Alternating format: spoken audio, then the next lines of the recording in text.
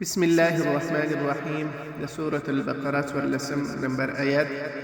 وإذا لقوا الذين آمنوا قالوا آمنا وإذا خلوا إلى شياطينهم قالوا إنا معكم إنما نحن مستهزئون.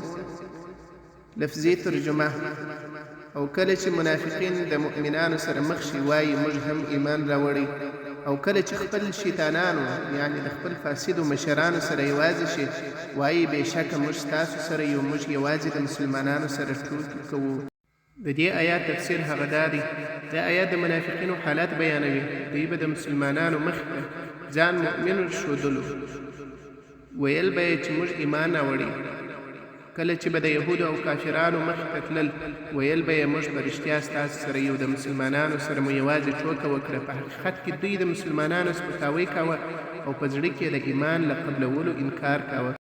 د دې آیات ځینې مهمې فایدې: اول، نفاق تر ټولو خطرناک مرض دی، یعنی منافقت.